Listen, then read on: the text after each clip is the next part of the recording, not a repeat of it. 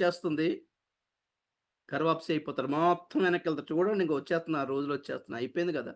America పతనం. ఏ ఇండియాలో క్రైస్తవులకి సేఫ్టీ లేదు గుర్తుపెట్టుకోండి. స్టార్ట్ అవుతదింక.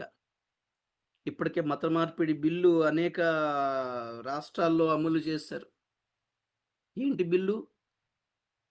ఎవరైనా బలవంతపు మత మార్పిడి వద్దు. మంచిది. చాలా సంతోషం. మనం కూడా ఒప్పుకోవాలి దానికి. ఎందుకంటే బలవంతం లేదు. మనం బలవంతం చేద్దాం.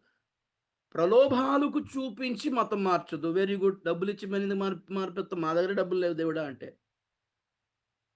ఒకటి. రెండోది. మూడోది ఇన్ కేస్ ఏవో ఈ పాస్టర్ చెప్పిన మాటలకి మీరు కన్విన్స్ అయిపోయి మతం మారాలే అనుకుంటే 3 నెలల ముందు అఫిడవిట్ అప్లై చేయాలి.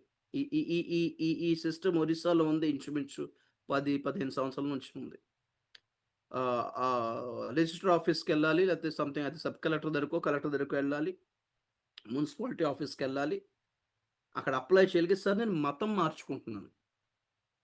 అప్పుడు వాళ్ళు అడుగుతారు రీజన్ ఏంటి? ఈ ఈ పాస్టర్ కూడా ఎళ్ళాలి. సార్ నేను ఇతనికి బాప్తిస్మం ఇవ్వాలి. మతం మార్చే సెరమనీ ఆ ప్రోగ్రామ్ ఆ కార్యక్రమం నేను జరిపించాలి. పాస్టర్ అప్లై చేయాలి పర్మిషన్ కోసం. నేను మారాలనుకుంటున్నాను ఒక విశ్వాసి అప్లై చేయాలి. అప్పుడు వాళ్ళు అడుగుతారు, "ఆర్ యూ ష్యూర్? ఎందుకు మారాలనుకుంటున్నారు?" ఏంటని అడిగితే వాళ్ళు చెప్పాలన్నమాట. దెయ్యాలు, ఈ దెయ్యాలు మేము నమ్మము.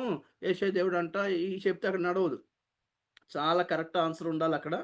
అండ్ మళ్ళీ అడుగుతారు, "సార్ ఓకేనా? Are you sure?" "ఆ! ష్యూర్ అండి." "మరి మీ ఈ మతం మారడం వలన మీ జాతి వారికి, మీ కులపు వారికి ప్రభుత్వం వచ్చే సహాయము, ఆదాయము, రాయితీ, రాబడి ఈ ఈ ఈ ఇవి ఈ కన్సెషన్సు, ఈ వెల్ఫేర్ ఫండు ఇవి, అవి సంక్షేమ పథకాలు అవన్నీ క్యాన్సిల్ చేయమంటాం. చేస్తారు మరి ఓకేనా అంటారు. దాని దగ్గర కూడా గట్టిగా సంతకం పెట్టండి అని అడుగుతారు. అప్పుడు చెబుదురు. ప్రభువుని నమ్ముకుంటే ఏ కష్టాలు రావు. అవసరాలన్నీ తీరిపోతాయి. ఈ పేదరికం దూరమైపోద్ది. జాబ్స్ వచ్చేస్తాయి అనే ప్రసంగాలు చేసి రప్పించారు చూసారా? అప్పుడు చూద్దురు అసల ఎవరు ఎంత ఇది ఉంటారో.